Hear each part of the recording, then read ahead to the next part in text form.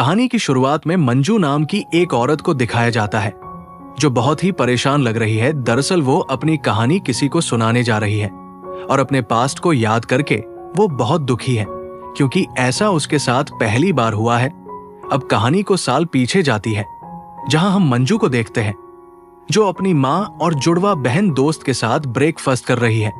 ये तीनों राजस्थान के शहर का नाम सीकर में एक साथ रहती है। मंजू बहुत ही मासूम लड़की होती है जबकि संजू काफी होशियार होती है। हालांकि वो मंजू से 2 साल छोटी होती है पर वो एक बड़ी बहन की तरह मंजू का ख्याल रखती है। मंजू का कुछ ही दिन पहले एक लड़के से ब्रेकअप हुआ है जिसे आजकल वो बहुत उदास रहती है, इसलिए उसकी बहन संजू आज उसे एक लड़के से मिलाने जा रही है। हालांकि मंजू उस लड़के से मिलना नहीं चाहते पर अपनी बहन संजू का दिल रखने के लिए वो उसके साथ चली जाती है। जहां संजू अपने दोस्तों के साथ एंजॉय कर रही होती है वहीं मंजू एक जगह बैठ जाती है क्योंकि वहां भी उसका मन नहीं लगता। तभी रोहन नाम का एक हैंडसम लड़का उसके पास आता है जो उसी का क्लासमेट हुआ करता था, जो पहले तो दुबला पतला सा नजर आता था पर अब वो काफी फनी और अट्रैक्टिव दिखने लगा है और मंजू भी उससे काफी इंप्रेस हो जाती है। रोहन पूछता है कि तुम यहाँ किसके साथ आई हो। मंजू उसे बताती है कि मैं यहाँ अपने जुड़वा बहन संजू के साथ आई हूँ जो मुझे एक लड़के से मिलाने वाली थी पर मुझे नहीं लगता कि अब वो लड़का आएगा। ये सुनकर रोहन उससे कहता है कि तब तो ये पल मेरे लिए लकी साबित हुआ। दरअसल वो अब उसे पसंद करने लगा है। वो उसे पूछता है तुम क्या करती हो। मंजू से बताती है कि मैं स्कूल टीचर हूँ, तुम क्या करते हो। जिस पर रोहन उससे कहता है कि मैं एक बैंकर हूं जबकि मैं एक पायलट बनना चाहता था। मंजू उससे पूछती है कि फिर तुम पायलट क्यों नहीं बनी। मुझे नहीं पता। मंजू को उसका ये जवाब काफी अजीब लगता है और उसे लगा कि वो अल्कोहलिक है। इस पर रोहन उससे कहता है कि मैं रोज नहीं पीता, अगर मैं अल्कोहलिक होता भी तो तुम्हें जरूर बताता क्योंकि मेरे लिए तुम बिल्कुल सही लड़की हो। ये सुनकर मंजू उसे पूरी तरह इंप्रेस हो जाती है। इसके बाद वो उसे डांस के लिए पूछता है और ये दोनों डांस करते करते एक दूसरे के करीब आ जाते हैं। तभी संजू देखती है कि वो मंजू को उससे दूर ले जा रहा है और ये सीन इस पूरी कहानी ठीक होता है। इसके बाद हम इन दोनों के बीच हाउस में देखते हैं जहां रोहन उसके लिए काफी बनाता है। उससे कहता है कि मुझे अब जाना होगा। रोहन से पूछती है कि कहाँ जा रहे हो।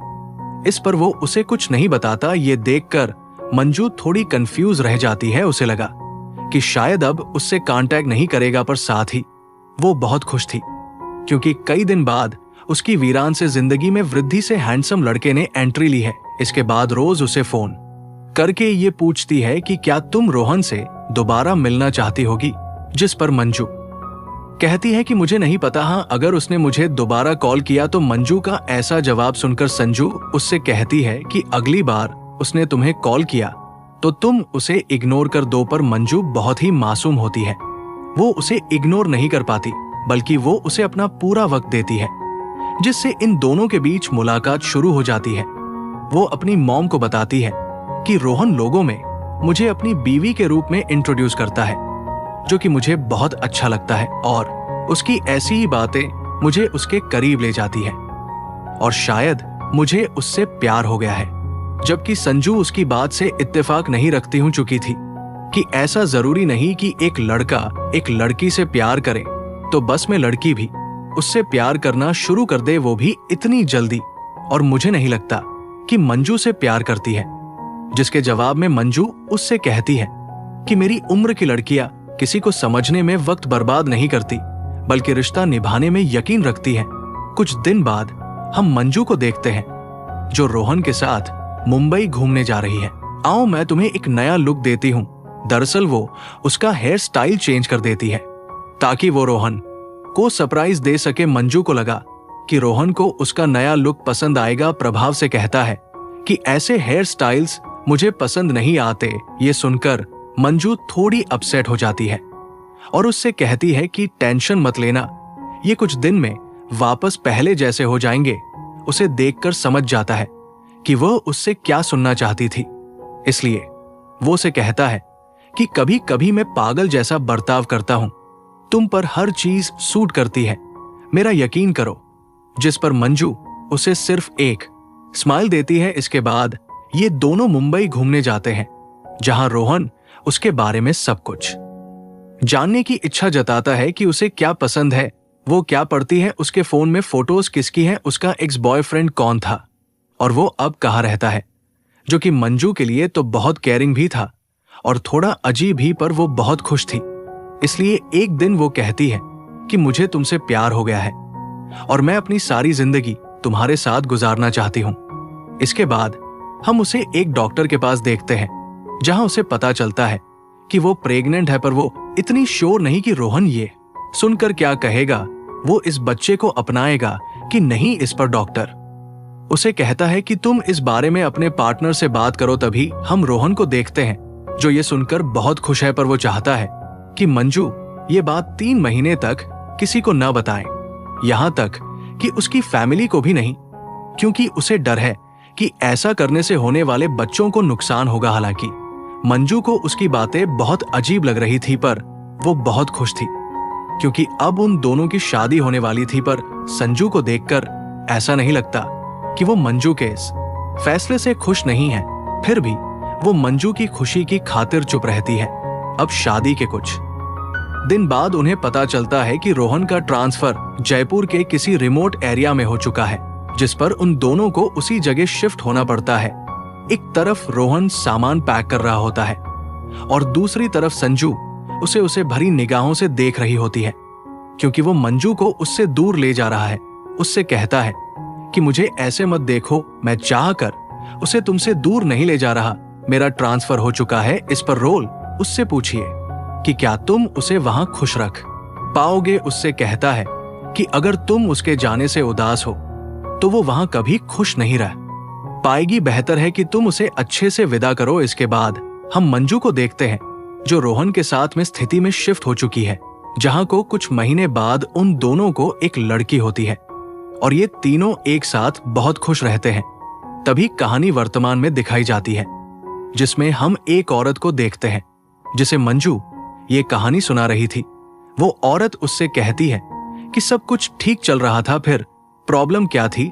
तभी कहानी फ्लैशबैक में दिखाई जाती है, जहां ये दोनों एक रेस्तरां में होते हैं और को पता चलता है कि मंजू को एक स्कूल में टीचर की जॉब मिल चुकी है, जो घर से 25 किलोमीटर की दूरी पर है। रोहन कहता है कि तुम स्कूल कैसे जाओगे, जबकि हमारे पास तो सिर्फ एक ही कार है। मंजू उसे कहती है कि मैं बस के जरिए जाऊंगी। कहता है कि ठीक है, पर बच्ची का ख्याल कौन रखेगा, मैं उसे चाइल्ड सेंटर में छोड़ूंगी।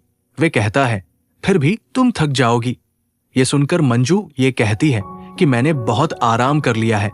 तभी उसी रास्ते में इत्तेफाक से बैंक मैनेजर आता है और रोहन उसे मंजू से मिलाता है। वो से कहता है कि मुझे बहुत खुशी है कि आप वापस अपने शहर आ गए, क्या आप यहाँ पैदा हुए। ये सुनकर मंजू से क्लियर कर दिए कि मैं यहाँ नहीं बल्कि 9 महीने में पैदा हुई और ये शहर मेरे लिए नया है। ये सुनकर वह रोहन से कहता है कि तुमने इसी खातिर मुझसे रिक्वेस्ट की थी ना कि तुम्हारी बीवी यहाँ के रहने वाली है, इसीलिए मैं तुम्हारा ट्रांसफर नाम जयपुर से यहाँ कर दो। तभी मंजू ये समझ जाती है कि रोहन ने उससे झूठ कहा कि बैंक वालों ने उसे में जयपुर ट्रांसफर किया, जबकि रोहन ने खुद उनसे रिक्वेस्ट की थी कि वो उसका ट्रांसफर नाम सीकर से यहाँ कर दे। मंजू उससे पूछा कि तुमने मुझसे झूठ क्यों बोला। रोहन उससे कहता है कि तुम पहले अपना खाना खा लो। जैसे ही वो दोनों घर आते हैं, रोहन उससे कहता है कि जब मैं तुम्हारी जिंदगी में नहीं था तो तुम बहुत उदास थी, तो मैंने तुमसे कहा कि तुम मेरे साथ पूरी जिंदगी गुजारना चाहती हो, इसीलिए मैं तुम्हें यहां लेकर आया था कि तुम अपना पास्ट भुला सको। और ये फैसला हम दोनों का था, जिस पर मंजू के थे कि यहां पर मेरा मतलब ये नहीं था कि तुम मुझे घर से इतनी दूर लेकर आओ, वो भी इस जंगल जैसी जगह में। कहता है घर से दूर, तो फिर मैं कौन हूं, तुम किसके साथ आई हो। ठीक है, मैंने तुमसे झूठ बोला क्योंकि मैं तुमसे प्यार करता हूं और मुझे इस बात का हमेशा डर रहता है कि कहीं मैं तुम्हें खो दूंगा, कि तुमने कभी मुझसे झूठ नहीं कहा, जैसे कि मेरी कोई बात उन्हें पसंद नहीं आती, फिर भी तुम मेरी खुशी की खातिर उस बात को एग्री करती हो। ये भी तो एक तरह को झूठ ही हुआ ना मंजू के लिए। हाँ शायद। जिस पर रोहन कहता है तो फिर प्रॉब्लम सॉल्व हो चुकी है। क्योंकि हम दोनों ने एक दूसरे से झूठ कहा। इसी तरह भी तुम्हारा जॉब करना पसंद नहीं, पर मुझे तुम्हारी खुशी की खातिर इस बात को एग्री करना पड़ रहा है, जबकि मैं चाहता हूं कि तुम घर पर आराम से रहो। दरअसल वो मंजू को बातों में घुमा रहा होता है ताकि वह उसे जॉब करने से रोक सके, पर इस बार वो उसकी कोई बात नहीं सुनती। इस प्रक्रिया से कहता है, तो भी ठीक है, मैं तुम्हारी खुशी की खातिर अपना ट्रांसफर वापस जयपुर कर लेता हूं ताकि तुम अपनी फैमिली के नजदीक रह सको। तभी मंजू उसके थी कि अगर तुमने अपना ट्रांसफर यहां से वापस सीकर किया तो मुझे लगेगा कि तुम ये चाह कर रहे हो ताकि मैं ये जॉब न कर सको। रोहन मंजू से कहता है कि क्या तुम यहां अकेले खुश रह पाओगी, पर वो कहती है, हाँ मैं खुश रहूंगी अगर मेरे जॉब करने से तुम खुश रहे तो। इसके बाद इन दोनों का झगड़ा खत्म हो जाता है और ये दोनों कई दिन बाद एक दूसरे के करीब आते हैं। इसे मंजू दूसरी बार प्रेग्नेंट हो जाती है। इसी तरह 7 साल गुजर जाते हैं और इनके बच्चे भी बड़े हो जाते हैं। रोहन अभी भी वैसी हरकतें कर रहा होता है। वो उसे फोन करके पूछता है कि वह किसके साथ बैठी है। उन दोनों की बातें कोई सुन न ले, इसलिए वो उसे अकेले में बात करने को कहता है। इसी दौरान मंजू की माँ उसे क्रिसमस के दिन अपने घर बुलाती है। मंजू से कहता है कि मैं तुम्हें नहीं ले जा पाऊंगा, मुझे बहुत काम है, हम क्रिसमस से यही मनाएंगे। इस पर वो संजू को ये मैसेज देती है कि वो नहीं आ पाएगी। उसी रात के करीब आने लगता है, पर मंजू उसे नाराज होती है, इसलिए वह पलट कर सो जाता है। फिर अगले दिन वो उसे कॉल करता है और वो क्लास में होती है, इसलिए वो उस कॉल को नहीं ले पाती। इसलिए उसी रात वो गाड़ी एकदम तेज चलाता है। वो कहती है कि गाड़ी धीरे चलाओ। इस पर वो उसे कहता है कि तुम नाराज हो, इसका मतलब ये नहीं कि तुम मुझे गाड़ी चलाना सिखा, क्या तुम्हें मुझ पर यकीन नहीं है। ये कहकर वो चलती गाड़ी के लाइट्स ऑफ कर देता है, जिससे बंद हो जाती है। और हाँ, मैं तुम पर यकीन करती हूं, तुम लाइट्स ऑन करो। ये सुनकर वो लाइट्स ऑन करके उसे सॉरी कहता है। वो बच्चों के साथ तो बड़े प्यार से रहता है। अगर आपको अब तक की कहानी पसंद आ रही हो तो वीडियो लाइक, शेयर और बिंदा स्टोरी सब्सक्राइब कीजिए। उसे लगा कि मंजू बस का सफर करके थक जाती होगी, इसलिए वो उसे अपनी कार दे देती है। यदि देख रोहन परेशान हो जाता है। जब वो घर से निकलती है, रोहन को लगता है कि वो उसे छोड़कर हमेशा के लिए जा रही है। यहां से वो बहुत कंट्रोलिंग हो जाता है, उस पर बेवजह चिल्लाता है। उसकी दोस्त की बर्थडे पार्टी में वो उसका पीछा करता है कि वो कहां जाती है और कैसे मिलती है। मंजू के खर्चों पर भी पाबंदी लगाता है कि वो कार में इतना डीजल की बढ़ती है और इतना डीजल आखिर जाता की तरह को उसे हर चीज की रसीद मांगना शुरू कर देता है। इससे उसकी जिंदगी जैसे अंडों के छिलकों पर चलने जैसी हो चुकी थी, जहां हर कदम की आहट सुनकर वो उसकी जासूसी करता है। यहां तक कि वो उसके स्कूल पहुंच जाता है और उसे वहां देखकर मंजू की दोस्त ये समझ जाती है कि वो अपनी बीवी पर शक करता है। एक दिन उसकी बेटी स्टेला उसे रोते हुए कॉल करती है, जिस पर वो जल्दी से घर आती है। वो देखती है कि बच्चे डर के मारे एक कमरे में छुप गए हैं और क्रेग भी सहमा हुआ उसे मुंह छुपा रहा है। वो पहले तो उसे माफी मांगता है। जब मैं बच्चों के साथ था तो हमने रेडियो पर सुना कि एक हस्बैंड अपनी वाइफ का हरास करता था। उसकी बच्चों ने कहा कि वो सिर्फ उनकी माँ के साथ रहेंगे, उन्हें ऐसी बाप की जरूरत नहीं है। उस बाप की जगह मैंने खुद को महसूस किया और अपने बच्चों पर भड़क उठा कि शायद वो भी उसे छोड़कर चले जाएंगे। इसी पल मुझे एहसास हुआ कि मैं भी तो पर शक करता हूं और मैं चेंज हो जाऊंगा, पर मैं ये जानना चाहता हूं कि तुम इतने दिन ये सब क्यों सह रही हो। तुमने मुझे ये एहसास क्यों नहीं दिलाया कि मैं तुम्हारे साथ गलत किया करता था।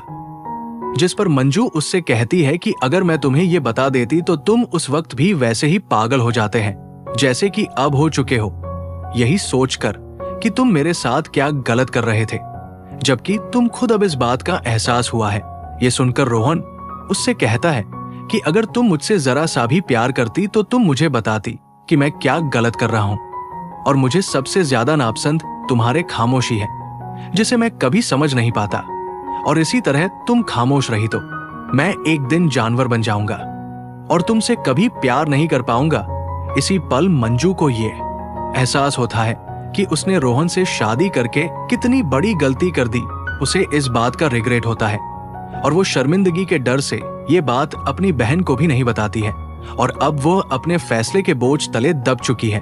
अब ये दोनों कई दिन तक एक दूसरे से बात नहीं करते, जिससे मंजू बहुत अकेली पड़ जाती है। ऐसे में वो अपना दिल बहलाने के लिए एक सोशल साइट का सहारा लेती है और उसकी पहचान देव नाम की एक आदमी से होती है, जिसकी हर बात मंजू के लिए कविता की तरह लगती है, जो उसकी हर बात का जवाब एक पॉजिटिव वे में देता है, जिससे उसके अंदर थोड़ी हिम्मत आती है। और इसी हिम्मत के साथ एक दिन वो देव से कहती है कि मैं एक बार तुमसे मिलना चाहती हूँ। दरअसल वो इस अकेलेपन से तंग आ चुकी थी। वो खुद को इन मसलों से आजाद करना चाहती थी। अब जिस दिन वो देव से मिलने जा रही थी, उसी दिन रोहन उसे कॉल करके ये कहता है कि मैं तुमसे मिलकर सारे झगड़े खत्म करना चाहता हूं। जिस पर मंजू उससे कहती है कि इस वक्त मैं अपने दोस्त के साथ लंच पर जा रही हूं, हम रात को बात करेंगे। अब वो जल्दी से तैयार होने लगती है, तभी पीछे से देव आता है। इस पर डर जाती है। दरअसल उसके दिमाग में रोहन कदर इस बेट चुका था कि उसे लगने लगा कि उसके हर मूवमेंट पर रोहन की नजर है। इसके बाद वो देव से मिलने के लिए निकल पड़ती है। उसके चेहरे पर खुशी और डर दोनों साफ नजर आते हैं।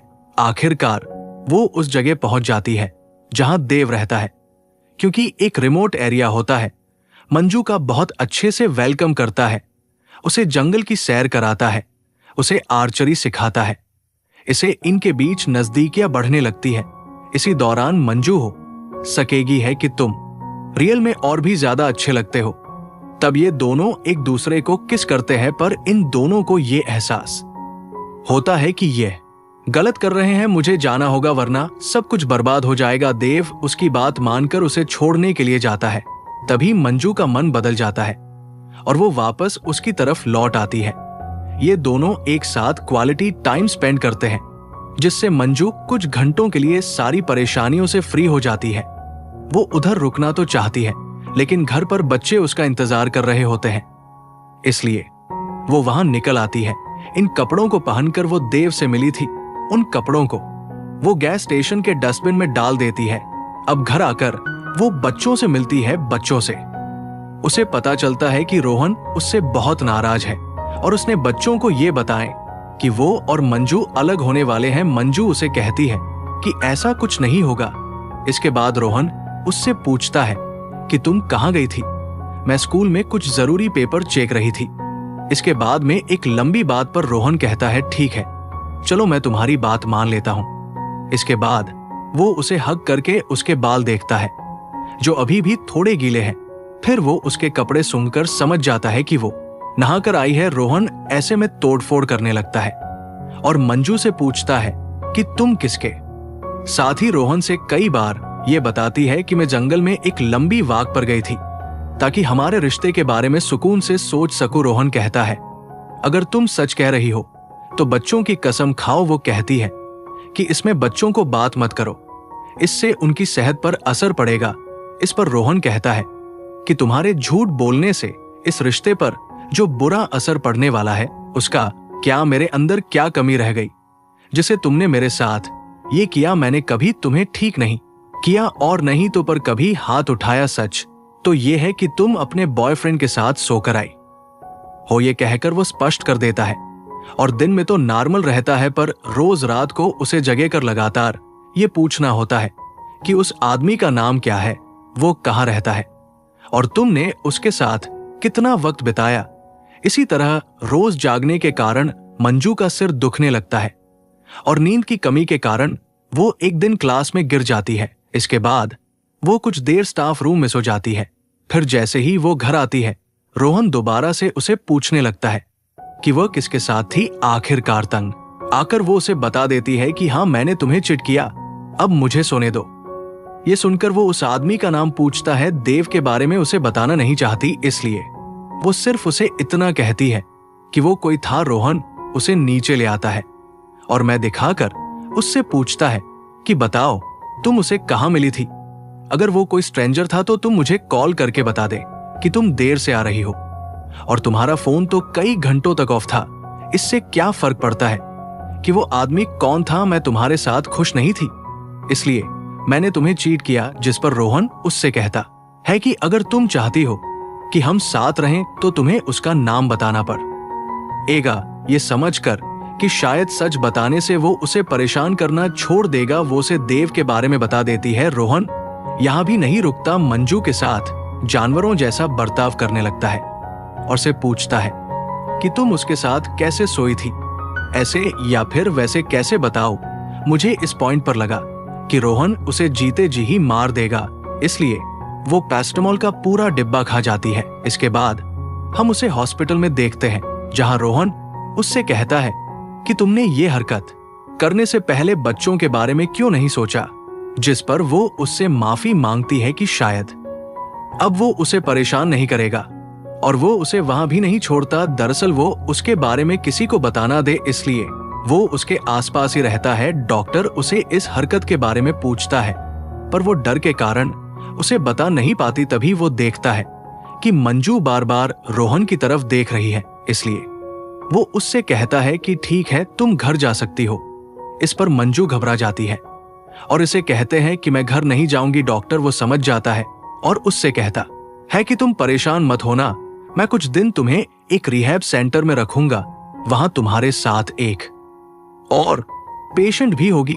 जो तुम्हें प्रोटेक्ट करेगी। पर याद रहे, ये सिर्फ कुछ ही दिन के लिए होगा और इसी दौरान तुम सोच सकती हो कि तुम्हें आगे क्या करना है।